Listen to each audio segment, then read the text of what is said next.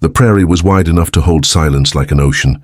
Out there, nothing interrupted the sound of wind as it combed through the grass, bending the wheat stalks in long, slow waves. To Samuel Carter, that silence was both comfort and curse.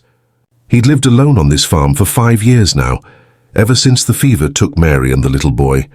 In all that time, no laughter had echoed through the kitchen walls. No second voice had broken the morning chores. Just Samuel, his fields, and the fence line that seemed to stretch to the horizon itself. That fence line was what kept him alive. The cavalry respected borders they could see. Drifters thought twice about land marked and maintained. Samuel walked it each morning, hammering new nails into sagging posts, straightening rails where storms had leaned them. It gave him purpose. It gave him something to guard besides his grief. But on that October evening, the fence line gave him something else. Something he hadn't expected, something that would haunt and heal him in equal measure. It began as a shape moving against the sunset. At first, Samuel thought it was a deer, wounded maybe, dragging itself through the tall grass. He set down his bucket and narrowed his eyes. No, too tall for a deer. The figure staggered, then dropped to one knee. The wind shifted, carrying with it a sharp metallic scent Samuel recognized at once. Blood. His first thought was soldier. Deserted, injured, maybe dying. The cavalry passed often this time of year, chasing war parties or driving tribes onto the reservations. Men sometimes didn't make it back. But as Samuel drew closer, his stomach tightened. This was no cavalryman. The man wore no uniform. His braids were dark and tangled, streaked with dirt and sweat. His chest was bare except for a torn strip of cloth clinging across his shoulder, soaked in red. And in his hand, though it trembled with weakness, he still clutched a knife carved with bone. His eyes lifted toward Samuel, hard and wild, but heavy with exhaustion. A Lakota warrior. Samuel froze. The army had made its orders clear. Harboring or aiding hostiles was treason. Farmers were warned that men like this were dangerous, bloodthirsty, beyond mercy. Samuel's hand twitched toward the rifle slung at his back.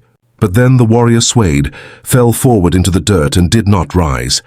For a long moment, Samuel stood still as the wind beat against him. He could turn away. Let the man bleed out in the grass and claim he'd seen nothing. That would be safest. No risk, no lies to tell. Just the steady, silent rhythm of his solitary life. Yet something inside him stirred, a voice he hadn't heard since Mary's time. She used to tell him, "Sam, every man bleeds the same." She said it when he cursed the army recruiters for dragging boys into wars. She said it when the Sioux were blamed for raids even she suspected drifters had committed. He could almost hear her whisper it again, carried on the prairie wind. Every man bleeds the same. Cursing under his breath, Samuel knelt beside the warrior. His skin burned with fever, his breath shallow but steady. The knife slipped from his fingers as unconsciousness claimed him fully. Samuel hesitated only once more before heaving the man's weight over his shoulder. The walk back to the farmhouse was agony. The warrior was heavy, and Samuel's back was not what it once had been. But he pressed on past the barn, past the well, and through the kitchen door. His boots tracked dirt across Mary's old floorboards, but he did not stop until he reached the trapdoor that led into the cellar. The cellar was cool and dark, lined with jars of preserves and sacks of grain. Samuel lowered the warrior onto a pile of burlap, breathing hard, sweat stinging his eyes. He lit a lantern, the flame casting a trembling circle across the man's battered form. Bullet grazed across the ribs, a deep slash along the arm, bruises blooming across his jaw. Samuel winced as he peeled away what was left of the cloth binding. Whoever this man had fought, it had not been an even fight. He had been outnumbered, hunted. Samuel fetched water, a rag, and the old needle kit Mary once used. He worked clumsily, hands shaking, cleaning blood and dirt from wounds. The warrior stirred once, eyes half opening, and Samuel saw the fire there, mistrust, suspicion, but also a stubborn will to live. "Don't fight me," Samuel muttered. "You'll bleed out if you do." The man said nothing, his lips pressed tight. Whether from pain or defiance, Samuel couldn't tell. But he let his eyes close again, surrendering to exhaustion. Hours passed. Samuel stitched, bound, wiped sweat from the man's brow. When at last he stood, his own muscles screamed with fatigue. He looked down at the unconscious figure, chest rising and falling faintly, and let out a long breath. What had he done? If the soldiers came, if anyone knew, it would be the end of him. His farm would be seized, his neck stretched at the gallows. And yet as Samuel shut the cellar door and slid the latch, he felt something he hadn't felt in years. Not just fear, not just risk, something heavier, something that pulled against the loneliness he carried like a stone. He had someone to protect again. That night, Samuel lay awake in his bed staring at the dark rafters. Outside, the wind pressed against the walls, whispering through the cracks. He thought of the fence line, the shape in the grass, the blood on his hands. He thought of Mary's words, the echo of her mercy. He wondered what kind of man he had brought into his home. A killer? A father? A brother? Perhaps all three. But dawn would come soon enough, and with it choices. He would need to decide whether to send the man on his way or to keep him hidden. Either path meant danger. Either path meant change. For now, though, Samuel Carter closed his eyes and let the silence of the plains carry him into restless sleep, unaware that the first step toward loyalty, beyond war and beyond blood, had already been taken. Morning came harsh and bright. The prairie sun had no softness in October. It bled over the horizon like a white-hot blade, cutting away the shadows of the night. Samuel Carter rose before it, the way he always did, but his routine felt broken. He moved through the kitchen with a heaviness in his chest, every creak of the floorboards reminding him of what he had done the night before. Down below in the cellar, a Lakota warrior lay hidden among sacks of grain and barrels of apples. A fugitive, a hunted man, a secret that could end Samuel's life if it ever slipped loose.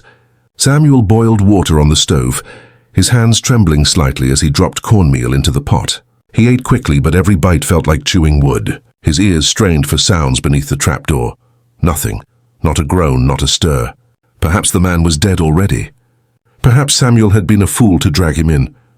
He carried a bucket of water outside to the trough, letting his cattle drink. The animals watched him with slow, patient eyes, chewing as if the world had no troubles. Samuel wished he could share their simplicity. But even as he leaned on the fence rail, scanning the open grassland, he couldn't stop glancing back toward the house. The cavalry patrols hadn't passed yet, but they would. They always did. The army had been restless since the last uprising, burning villages, cutting off hunting grounds, marching the tribes to reservations. Any sign of resistance meant soldiers swarming across the prairie like hornets. If they found Chaska, if they even suspected, Samuel knew they would search the house, the barn, the cellar. They would find him.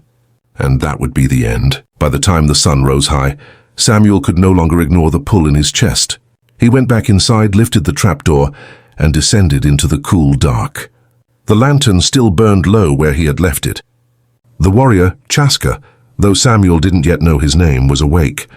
His eyes snapped open at the sound of boots on wood. His hand twitched toward the knife lying beside him, but his strength faltered before he could reach it. Samuel raised both hands. "Easy. You're safe here." The warrior's gaze was sharp, untrusting, but there was no fight left in his body. Sweat glistened on his brow, his skin pale beneath the bronze. He was alive, though barely. Samuel crouched beside him, dipping a cloth into the water bucket he had carried down. He pressed it against the man's forehead. The warrior flinched, but did not push him away. "Oh, you need rest," Samuel murmured. "You bleed more, you'll die. Understand?" No answer.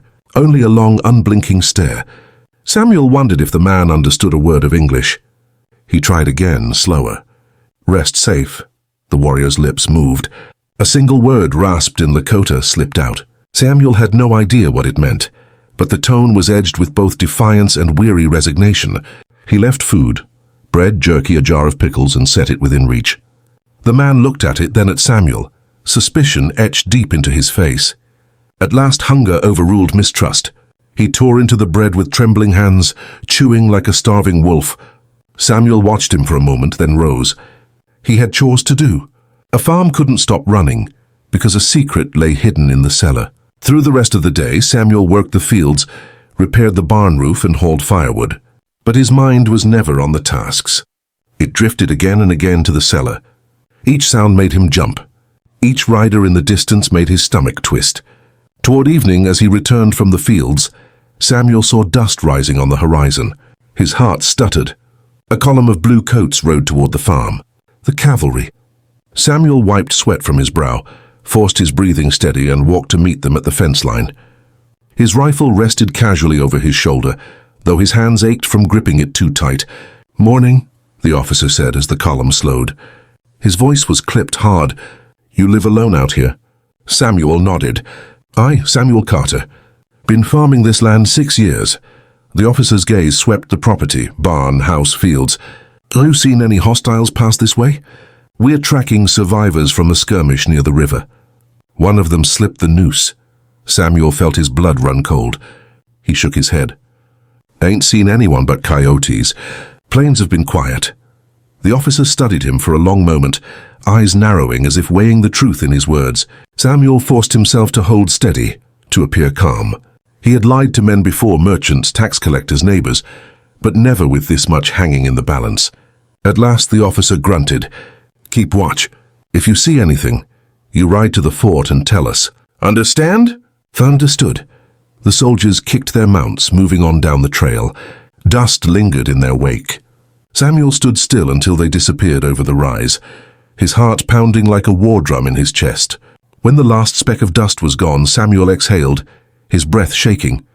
He turned back toward the farmhouse, his mind racing. This was a dangerous game he had entered. One slip, one crack in the cellar floor, and both he and the warrior would be dead. That night he went below again. The warrior was awake, eating slowly from the jar of pickles. His eyes followed Samuel, wary but less sharp than before. "Soldiers came today," Samuel said, though he doubted the man understood. "They're looking for you." The warrior's jaw tightened. He looked away, as if the words were understood more by instinct than language. His hand brushed the wound at his side. Samuel crouched near him, speaking softer. "You can't leave yet. You wouldn't last a mile. So you stay here, quiet, understand? Quiet." He pressed a finger to his lips. The warrior studied him, then gave a single faint nod. It was enough, for now. Samuel extinguished the lantern, leaving the warrior in shadow once more. As he climbed the cellar steps, he felt the full weight of the secret pressing down on him. It was no longer a question of mercy. It was a pact, silent, dangerous, but binding all the same. And for the first time in years, Samuel Carter felt that his solitude was no longer absolute. Someone else breathed beneath his roof. The days settled into a rhythm, though Samuel would not have called it peace. Morning still began before the sun, with cattle to feed, fences to mend, and wheat fields to check. His boots still traced the same paths Mary once walked, his hands still worked the same soil that buried her memory. But now beneath the boards of his home another man breathed in the dark. Every sound in the farmhouse carried new weight. At first, Samuel tried to ignore it. He pretended his house was as empty as it had always been, that the cellar held only jars of preserves and sacks of grain. But he could not escape the truth. Each evening, when chores were done and the prairie fell into silence, he found himself lighting the lantern, opening the trapdoor, and descending into the cellar to face the wounded Lakota warrior he had chosen to shelter. The man's wounds healed slowly. Fever broke and returned like tides. Samuel stitched what he could, changed wrappings with awkward hands, and prayed infection would not steal the man's life. Sometimes he wondered if he was helping at all, or if the warrior's survival came only from sheer will. The language between them was sparse, almost non-existent. Samuel knew no Lakota, and the warrior spoke only fragments of English, words broken like branches after a storm. But necessity bred communication. Samuel would point, gesture, repeat words until meaning flickered in the other man's eyes. "Water," Samuel would say, holding up a tin cup. The warrior would echo it in a low rasp. "Water. Bread." He would place the loaf in the man's hands. "Rest." He would press his palm flat against the bedding, motioning for stillness. Each time the warrior's sharp gaze followed him, weighing, judging, perhaps even mocking. Samuel couldn't tell, but slowly, grudgingly, the man began to repeat the words without Samuel prompting. Trust did not come easily. When Samuel descended into the cellar, the warrior's hand always lingered near the bone-handled knife. Even when his strength was too little to wield it, the weapon remained at his side, a line Samuel dared not cross. And yet, when Samuel brought food, the warrior ate it. When Samuel cleaned his wounds, the warrior endured it. Silent trust began to grow like a fragile seed between stones. One night, as Samuel wrung out a cloth and pressed it against the man's forehead, he muttered more to himself than to his guest. "I don't even know your name." The warrior's eyes opened, dark and steady in the lantern light. His lips moved, forming a word Samuel had never heard before. Chaska, Samuel frowned. Chaska? The man repeated it, stronger this time. He lifted his hand, pressed it against his chest. Chaska? Understanding dawned, his name. Samuel nodded, repeating it carefully. Chaska. The warrior's mouth tightened, but there was no denial. His eyes softened just slightly, as though a wall had shifted. That night, when Samuel climbed back into his own bed, he whispered the name into the darkness. Chaska. For the first time, the figure in his cellar felt less like a ghost, less like a burden, and more like a man. Days passed. Chaska's strength returned enough for him to sit upright without help. Samuel began leaving small tasks within reach, peeling potatoes, grinding corn. Chaska worked slowly, clumsily, but he worked. It was a way to occupy his hands, to share the weight of time. One evening, Samuel brought down a small tin of tobacco. He hadn't smoked since Mary died, but the habit returned easy. He rolled a cigarette, lit it, and drew in the smoke. To his surprise, Chaska extended a hand. Samuel raised a brow, but passed it over. The warrior inhaled once, coughed hard, then smirked through his pain. Samuel found himself laughing for the first time in years, a sound so strange it startled him. Chaska's own mouth curled faintly at the edges. Not quite a smile, but close enough. That moment stayed with Samuel long after the lantern was extinguished. Laughter had been buried in his house for too long. Still, danger pressed close on all sides. Cavalry patrols passed twice more that month, their riders pausing at Samuel's fence line, eyes scanning the horizon. Each time Samuel kept his answers brief and his hands steady, though inside dread coiled tight. One afternoon a neighbor rode by, a thin man named Avery who farmed 3 miles east. "Seen tracks near your land," Avery called as he reined in at the gate. "Soldier says it might be hostiles circling. You best keep your rifle close." Samuel nodded, forcing a casual tone. "Tracks don't always mean trouble." Avery leaned in the saddle, peering toward the house. "You're out here alone too long, Carter. Makes a man see shadows." Samuel's jaw tightened. "I manage." When Avery finally rode on, Samuel stood for a long time watching his silhouette fade against the prairie. He could not afford visitors. Not now, not ever. That night, he descended again into the cellar. Chaska was awake, sharpening the bone knife with slow strokes. The sound echoed against stone walls, steady as a heartbeat. "You're bringing me nothing but trouble," Samuel muttered, sinking onto a crate. Chaska looked up, expression unreadable. He set the knife aside, leaned forward slightly, and spoke one of the few English words he seemed to know well. "Brother." The word landed heavy in the air. Samuel blinked, unsure he had heard right. "Brother?" Chaska tapped his chest, then pointed at Samuel. "Brother." A silence stretched between them. Samuel swallowed, his throat tight. He hadn't heard that word spoken with any weight in years, not since his real brother died in the war, not since his wife whispered it as a promise that family was more than blood. At last Samuel nodded once. "Brother." The bond was fragile, unspoken, but it was real. And in that cellar, beneath the weight of secrecy and danger, 2 men who should have been enemies began to shape something stronger. Trust. It was not yet enough to erase the danger. It was not yet enough to make Samuel sleep soundly, but it was enough to carry them both into the next dawn, and the next as the prairie stretched wide and unforgiving beyond their fragile walls. The prairie was not a place for forgetting. It carried memory in the very air, in the whistle of the wind, the smell of damp soil after rain, the crackle of fire when storms rolled across the plains. For Samuel Carter, every corner of his farm was haunted by absence. The empty rocking chair on the porch, the patched quilt folded neatly at the foot of his bed, the small wooden horse that still sat on the mantel, carved for a son who never grew beyond 5 summers. He had thought solitude would dull the ache. Work the land, mend the fences, rise with the sun and sleep with the stars, that was enough to keep a man alive, wasn't it? But each night, when the prairie settled into silence, memory returned sharper than any blade. Now with a Lakota warrior hidden beneath his roof, memory pressed even harder. Samuel found himself speaking aloud when he went down to the cellar, filling the silence with words he hadn't spoken in years. Perhaps it was madness, or perhaps it was the simple truth.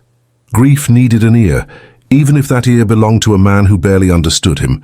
One evening, as Samuel replaced the bandage on Chaska's arm, he muttered, My boy would have been about your age now.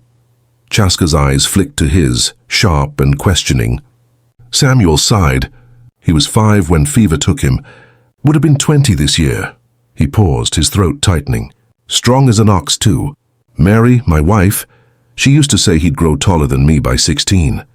The warrior said nothing, but his gaze did not leave Samuel's face. There was no pity in it, only recognition. The kind of look a man gives when he knows the shape of loss, because he has carried it too. Encouraged, Samuel kept talking.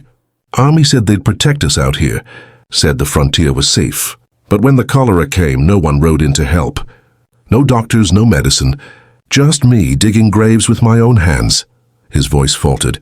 He tied the bandage tighter than he meant to, and Chaska flinched, but still did not look away. After a long silence, Chaska spoke. His words came haltingly, his English broken, but the meaning was clear. My village. Soldiers come, burn, kill. He touched his chest, then pressed a fist to the dirt floor. Mother, sisters gone. The air between them grew heavy. 2 men, enemies by every measure, sat facing each other in a cellar carved into prairie soil, and realized they were bound not by war, but by what war had taken from them. Samuel swallowed hard. We're both digging graves, then. Chaska's jaw clenched. His eyes burned, not with anger at Samuel, but with the kind of fire that only comes from carrying loss too deep to bury. For the first time, Samuel felt no divide between them. Not farmer and warrior. Not settler and native. Just men, both hollowed by grief, both stubborn enough to keep breathing. The days that followed carried this strange, fragile honesty. Samuel found himself sharing stories he hadn't spoken aloud in years. How Mary baked bread so sweet the neighbors used to stop by just to smell it. How their boy once chased a prairie dog clear across the fields and came back covered in dirt, triumphant as a general. Chaska listened. Sometimes he answered with his own stories, snatches of Lakota words Samuel didn't know but understood in tone. A sister's laughter, a father's stern hand, the songs sung at night around a fire. They pieced together meaning with gestures, with fragments of language, with the universality of memory. It was not perfect, but it was enough. At night, Samuel lay awake and felt something unfamiliar stirring in him. Not peace, never peace, but something like purpose. He was no longer just a man guarding an empty house against the wind. He was keeping another man alive, a man who, in his own way, was guarding Samuel too. Yet danger was never far. One morning, Samuel returned from the fence line to find hoofprints near the well. Not cavalry. Lighter, scattered, raiders perhaps, or drifters looking for easy prey. He checked the barn, the smokehouse, the corners of the house itself. Nothing taken, nothing broken, but the prints were too close for comfort. That evening he told Chaska what he had seen. Men came close today. Not soldiers, thieves. He mimed guns, hands outstretched, and swept them in a wide circle. Danger. Chaska's expression hardened. He reached for the knife at his side, though his arm was still weak. Fight, he said simply. Samuel shook his head. Not yet. If they come, we'll fight, but until then, quiet. The warrior studied him, then nodded once. They were 2 men alone against the vastness of the plains, against armies, raiders, hunger, and grief. Yet in that nod, Samuel felt something solid, a pact. Later, as he closed the trapdoor and banked the fire for the night, Samuel looked around his quiet farmhouse and realized it no longer felt quite so empty. The burden of memory was still heavy. Mary's ghost lingered in every room. His boy's laughter still echoed faintly in the corners, but the silence was no longer absolute. Someone else carried grief beneath his roof now, someone who understood. And though Samuel would never have admitted it aloud, the weight felt a little lighter shared. For weeks, Samuel Carter had thought of the Lakota warrior as nothing more than the man in the cellar. He had a face, a scar, a wound, and eyes that could cut like flint, but no name. Names mattered. Without one, a man was a shadow, a ghost lingering in the corners of the living. One evening, while tending the fire in the hearth, Samuel carried a bowl of rabbit stew down into the cellar. The warrior sat upright now, his strength returning in slow measures. His bandaged arm rested across his lap, and though he was still pale from blood loss, there was a fire in his gaze that hadn't been there before. Samuel set the bowl before him. Eat, you'll need it. The warrior accepted, nodding once. He ate slowly, methodical as if each bite was measured against hunger and pride. When the bowl was empty, he pushed it back towards Samuel, then pressed a hand against his chest. "Chaska," he said. Samuel blinked. "Chaska?" The warrior repeated it, firmer this time. "Chaska." He tapped his chest again, then extended his hand towards Samuel as though demanding something in return. It struck Samuel after a moment. The man was telling him his name. He cleared his throat. "Chaska," he repeated, the syllables heavy on his tongue. The warrior gave a sharp nod, satisfied. Samuel hesitated, then tapped his own chest. "Samuel." Chaska tilted his head, repeating with a rough accent. "Samel," Samuel chuckled. Close enough. That was how it began. The exchange of names cracked open something between them, and soon more words followed. Each evening, as Samuel brought food or checked bandages, Chaska would point to things in the cellar, the knife, the lamp, the earthen wall, and speak in Lakota. Samuel stumbled through repetition, earning the warrior's smirk when his tongue failed him. "Taku," Chaska said one night, pointing at the bowl. Samuel frowned. "Tuck?" "Taku," Chaska corrected slower. "Taku," Samuel echoed. Chaska gave a small nod of approval. In return, Samuel would point at objects and name them in English. "Bolt meat," he said, tapping the dish. Chaska repeated, "Bowl." Samuel corrected gently, "Bowl." The warrior narrowed his eyes at the sound, then tried again. Bowl. It was clumsy, frustrating work at times, but through it, something unspoken grew, an understanding not of language alone, but of willingness. Each word was a brick laid in the fragile bridge, spanning the chasm between them. As the days lengthened into weeks, Chaska began to move with more strength. He ventured from the cellar, standing in the shadows of the kitchen, while Samuel kept a cautious eye on the windows. He would touch the rough wood of the table, the metal of the stove, the worn leather of Samuel's chair, as though memorizing the shape of a settler's world. One evening, Samuel caught him staring at a framed sketch above the mantel. It was faded, drawn in charcoal years ago by Mary's hand. The boy in the picture wore a wide grin, hair sticking out in stubborn tufts. "My son," Samuel said quietly, joining Chaska at the hearth. He tapped the frame. "Thomas." Chaska studied the sketch. He pointed at the boy's face, then at Samuel. "Yes," Samuel murmured. "My blood." For a long moment the warrior said nothing. Then, in a voice roughened by both accent and memory, he spoke, "Brother gone." He spread his hands wide, miming fire sweeping across the land. His face tightened, eyes darkening. "Soldiers take..." Samuel's chest ached. He wanted to speak comfort, but words felt hollow in the face of what they had both lost. Instead, he touched the mantel where Mary's sketch had hung for years, and said simply, "Family." Chaska looked at him, and for the first time, Samuel thought he saw not only pain in the warrior's eyes, but trust. From then on, Chaska shared more words. He taught Samuel how to say friend, Koda. He taught him earth, Maka. He even laughed once, a low rumble when Samuel butchered the word for horse so badly, it came out sounding like hungry dog. It startled Samuel, that laugh. He had not heard it in his house for so long that it filled the air like sunlight breaking through storm clouds. But laughter did not erase danger. One afternoon, while repairing a broken fence post, Samuel saw dust rising on the horizon. Riders, 3, maybe 4, heading toward his land. His gut tightened. He hurried inside, closing the door with careful hands. Chaska stood at the window, watching. "Soldiers?" he asked in his halting English. Samuel shook his head. "No uniforms. Drifters, most likely. Men looking for food or trouble." He grabbed his rifle from the wall and checked the chamber. Chaska reached for the knife at his side. His arm was steadier now, his stance firmer. He looked at Samuel with a question in his eyes. "Fight or hide?" Samuel hesitated. He could not risk the drifters seeing an Indian in his house. That would draw the army faster than fire on dry grass. Yet sending Chaska back to the cellar felt like betrayal after the trust they'd built. "Cellar," Samuel said reluctantly. "For now. Just until they leave." Chaska's jaw tightened, but he nodded once, understanding. He descended the steps in silence, disappearing into the earth. When the knock came, it rattled the door hard. Samuel opened it to find 3 men, unshaven and mean-eyed, their horses tied at his fence line. "Afternoon," Samuel said evenly. "Got anything to spare?" one of them asked, eyes flicking past Samuel into the house. "Food, whiskey, maybe more." Samuel tightened his grip on the rifle, though he kept it angled low. "I've got nothing for thieves."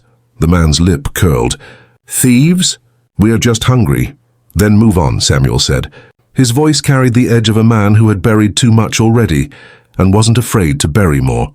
For a moment, it looked as though the drifters might push their luck. But something in Samuel's eyes, or perhaps the rifle in his hands, convinced them otherwise. With curses and spit, they turned back to their horses and rode off, dust trailing behind them. When Samuel returned to the cellar to tell Chaska it was safe, he found the warrior standing at the foot of the stairs, knife ready, eyes blazing. "Danger," Chaska said flatly. Samuel exhaled a long breath. "Gone now." Chaska studied him, then sheathed his knife. He touched his chest. "Coda, friend." Samuel felt the word settle into him like a seed in fertile soil. For the first time in years, he did not feel entirely alone on his land. A name had been spoken, trust had been shared, and somewhere in the fragile space between grief and survival, friendship had begun to take root. The rains had passed, leaving the prairie clean and sharp with the smell of wet earth. Samuel Carter stood on the porch, his rifle resting across his arms, watching a pair of hawks wheel over the distant hills. The cellar had kept Chaska hidden long enough, but the man's strength had returned, and Samuel knew food wouldn't stretch much longer. Rabbits and root stew could only take them so far. He glanced back inside. Chaska stood at the table, testing the grip on a bow Samuel hadn't seen in years. It had belonged to a trapper who once traded pelts in town, long before he disappeared. Samuel had kept it tucked in the barn, more out of habit than need. Chaska strung it with practiced ease, his hands sure despite the half-healed wound. "Bow good," Chaska said, his English clipped, but clearer than a week ago.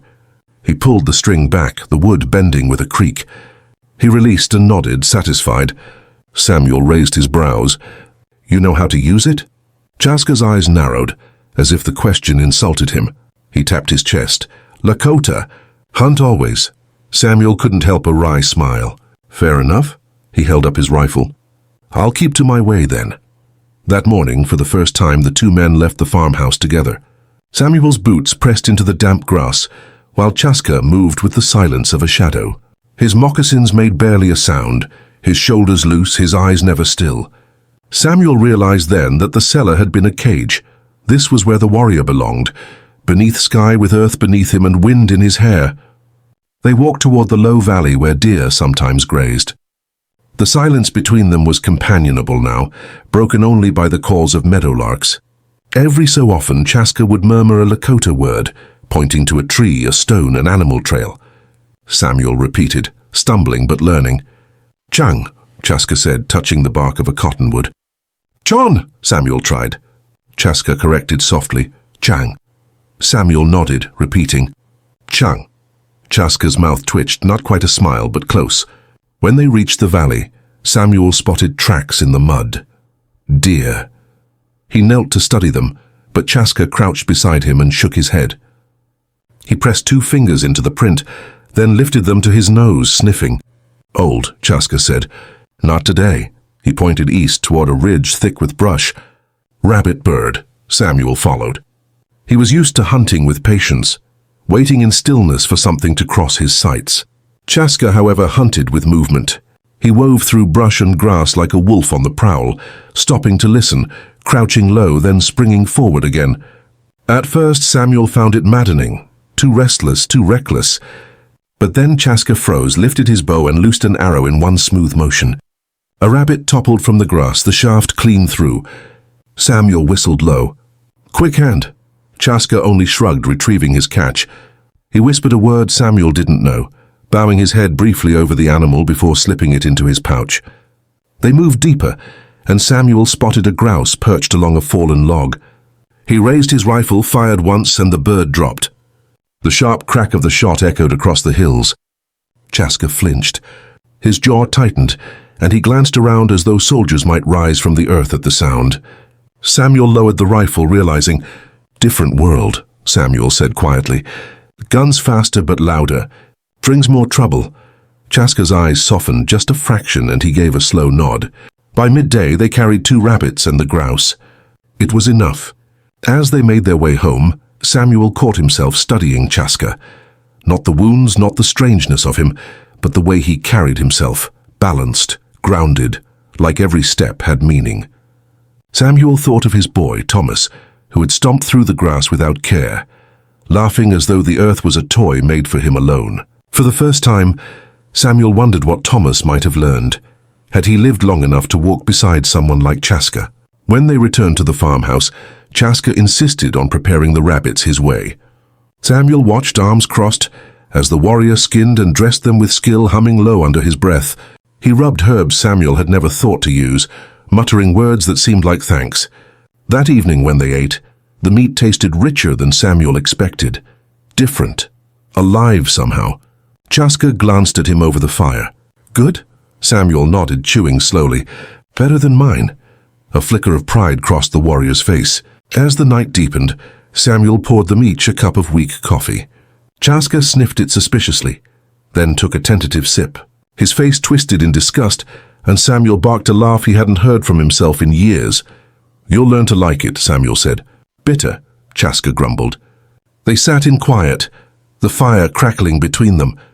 Outside, coyotes called to one another, their voices rising in mournful chorus.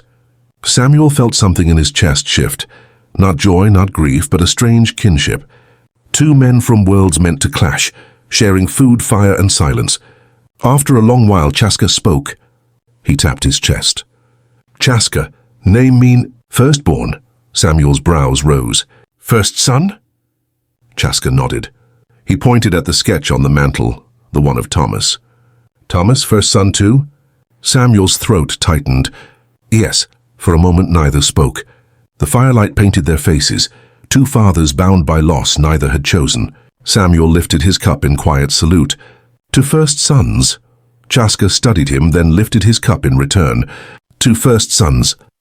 They drank bitter coffee on their tongues, shared grief in their hearts. That night, when Samuel finally lay in his bed, he realized he no longer thought of Chaska as the man in the cellar. He thought of him as Chaska, a hunter, a father, a friend. Morning broke with a heavy stillness. The prairie often carried sound, birds, crickets, the sigh of wind across tall grass. But this morning Samuel Carter heard nothing. No lark, no rustle, not even the distant call of coyotes retreating to dens after a night's hunt. He stepped onto the porch with his coffee, frowning. His bones told him something was wrong long before his eyes did. He set down the tin cup, fetched his rifle from the doorframe, and walked down into the yard. The damp earth still held prints from yesterday's rain. His own boot tracks led to the barn. But just beyond the fence, in the grass that sloped toward the creek, Samuel froze. Hoof prints. Fresh. He crouched, fingers brushing the trampled stems. 4, maybe 5 riders. They hadn't come close to the farmhouse, but they'd circled wide, cutting across the ridge before vanishing east. He followed with his eyes, jaw tightening. Whoever they were, they'd scouted his land. Behind him, the door creaked. Chaska emerged silently, bow slung over his shoulder. His eyes swept the horizon, then dropped to the tracks at Samuel's feet. "Soldiers?" he asked. Samuel shook his head. "Don't know. Could be ranch hands looking for strays. Could be bounty hunters." He glanced at Chaska. "Could be worse." Chaska's jaw worked. He knelt beside the tracks, pressing his palm into the print. He sniffed the crushed grass, then straightened. Not soldier horse. Too small. Like trader. Samuel considered. Traders meant gossip. Gossip meant word could travel quick. About a lone farmer with extra supplies. About strange shadows glimpsed near his house. About a wounded man spotted when no one was supposed to be there. Samuel felt a prickle at the back of his neck. "We keep close to the house today," he said. Chaska gave a single nod. The day passed slow, chores dragging heavier than usual. Samuel mended the fence while Chaska split wood. Both worked with ears sharp, eyes always lifting to the horizon. Each creak of wood, each crow overhead, set Samuel's nerves buzzing. By midday, Samuel carried water from the well. When he came back around the house, he stopped cold. Chaska stood by the porch, crouched low, pointing to the grass again. Samuel hurried over. There, by the fence post, a print clear as daylight, the heel of a boot. Deep enough to mean someone had stood, watched. Samuel cursed under his breath. He looked up at the open prairie. They're not just passing. They were here. Chaska's face hardened. Looking. For what? Samuel muttered. But he already knew. Soldiers might still be sweeping the land for survivors. Or worse, settlers hunting rumors of a hidden Lakota warrior, the kind who could fetch coin or favor with the fort. That night they didn't sit by the fire. Instead, Samuel shuttered the windows and barred the door. The house grew tight with silence, the air heavy with unease. Chaska sat by the table, sharpening an arrow with slow, steady strokes. Samuel cleaned his rifle again and again, though it was already spotless. "You think they come back?" Samuel asked. Chaska didn't look up. "Yes," Samuel exhaled. "Damn." It was near midnight when Samuel woke to the dogs barking. He bolted upright, heart hammering.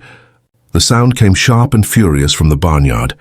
Chaska was already awake, bow in hand, moving to the window with the silence of a wolf. Samuel grabbed his rifle and followed. Outside, moonlight painted the grass silver.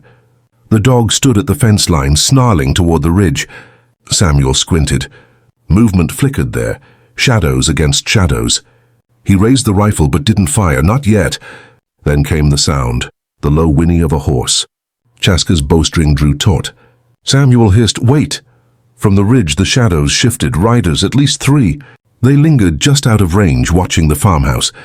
Samuel's gut twisted. One rider raised an arm.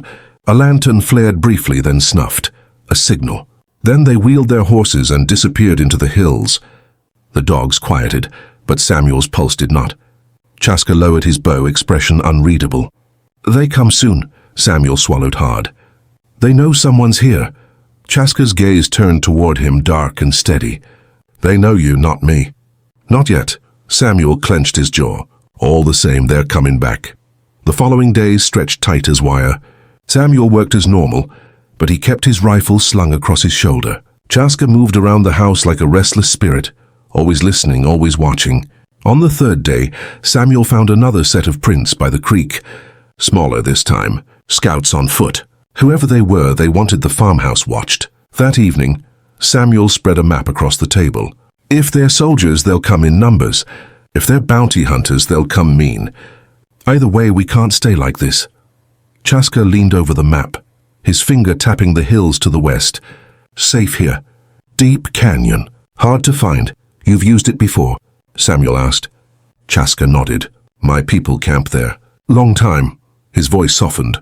"Before war." Samuel rubbed his jaw. The canyon could hide them, yes, but Samuel couldn't abandon the land. His wife's grave, his son's resting place, everything he had left of them was here. "I can't leave," he said, voice rough. Chaska studied him for a long moment, then gave a slow nod.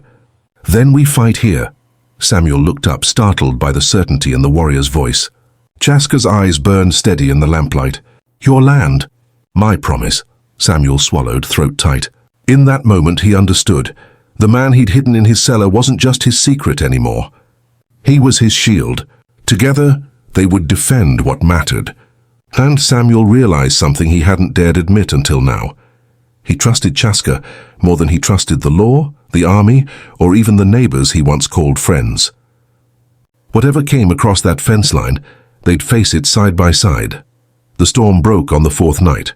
Thunder rolled low across the prairie, and lightning split the sky wide enough to reveal the ridge. Samuel Carter stood at his window, eyes straining through the flashes. Each burst of light made the grassland seem alive, shadows that weren't there a moment before, movement just beyond his fence line. Beside him, Chaska leaned against the wall, bow in hand. His posture was calm, but Samuel had come to learn that calm meant readiness. "They're out there," Samuel muttered. "Yes," Chaska said softly, waiting for dark to cover them. The storm deepened, wind rattling the shutters. Samuel loaded his rifle, set another beside the door. His stomach churned with that same feeling he'd known in the war, the moment before the charge, when silence pressed down on men's shoulders like a coffin lid.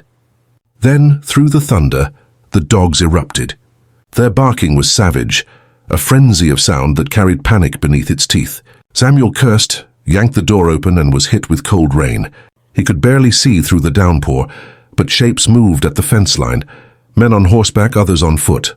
"They're here," he shouted. Chaska slipped past him like a shadow, disappearing into the rain with bow drawn. Samuel raised his rifle and fired. The crack of the shot ripped through the storm. One of the shadows staggered back. The others scattered, shouting to each other. The fight had begun. Lightning lit the scene like day for a heartbeat. 4 riders, 3 men on foot, 7 in all. They spread around the fence, trying to come from both sides. Samuel fired again, reloading quick, rain soaking the powder. He ducked behind the porch beam, heart pounding. Then an arrow hissed past his shoulder and found its mark. One of the men on foot cried out, falling into the mud. Samuel glanced. Chaska was crouched by the barn, loosing arrow after arrow with deadly calm. The attackers shouted, anger sharp in their voices. "Get the farmer! Bring him out!" Samuel's blood ran cold. They weren't just scouting anymore, they knew. He fired at a rider who'd broken through the gate, the bullet dropping the man clean from his saddle. The horse bolted into the dark.